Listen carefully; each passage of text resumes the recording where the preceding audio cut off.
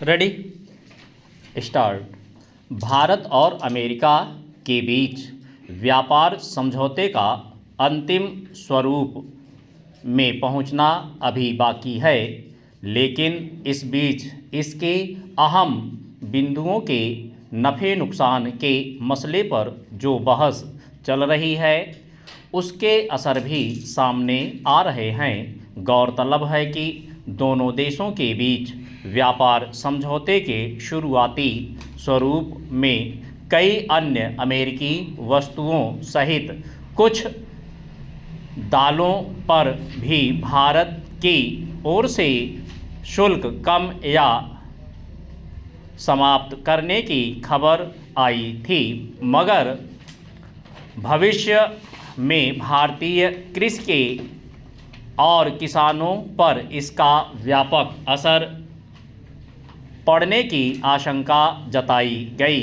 अब अमेरिका की ओर से जारी नए तथ्य पत्र में कई महत्वपूर्ण संशोधन किए गए हैं और कुछ शब्दों में भी बदलाव किया गया है।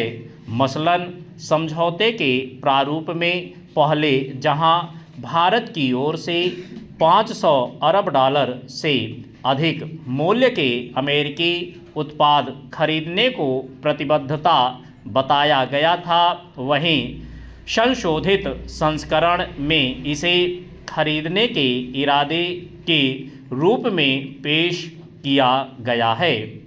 यानी यह नियम अब भारत के लिए बाध्यकारी नहीं होगा। चेंज। इसके अलावा संशोधन के बाद समझौते के प्रारूप में से कई कृषि वस्तुओं खासकर दालों को इस सूची से बाहर करने की खबर है। इसके बाद स्वाभाविक ही भारतीय कृषि क्षेत्र में अमेरिका की ओर से खड़ी होने वाली प्रतिस्पर्धा से राहत मिलने की उम्मीद जताई जा रही है। यूं भी भारत दालों के मामले में विश्व का सबसे बड़ा उत्पादक देश है। इसी वजह से खास तौर पर दालों को किसी भी व्यापार समझौते में कृषि क्षेत्र के लिए बेहद महत्वपूर्ण और संवेदनशील मुद्दा माना जाता रहा है।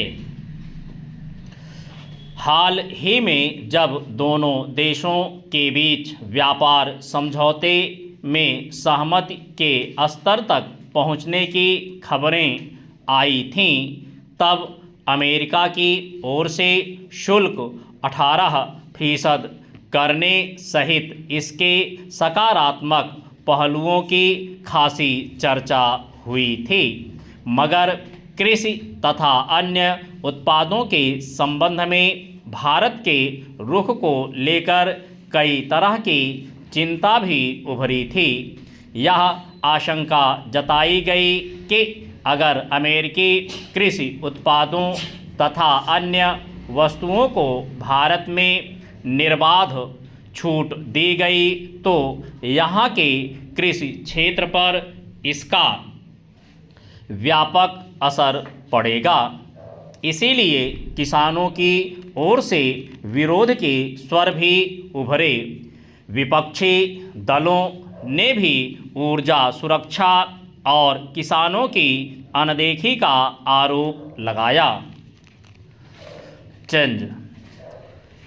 इन उतार चढ़ावों के बीच व्यापार समझौते के प्रारूप में अब जिन बदलावों की खबर आई है वह भारत के लिए सकारात्मक और राहत की बात साबित हो सकती है।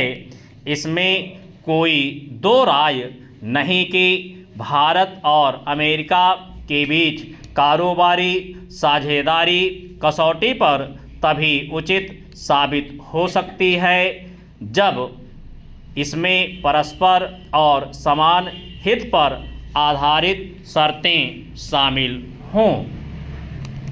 अंतर्राष्ट्रीय व्यापार के मामले में अमेरिका और भारत की स्थिति एक समान आधार पर नहीं देखा जा सकता।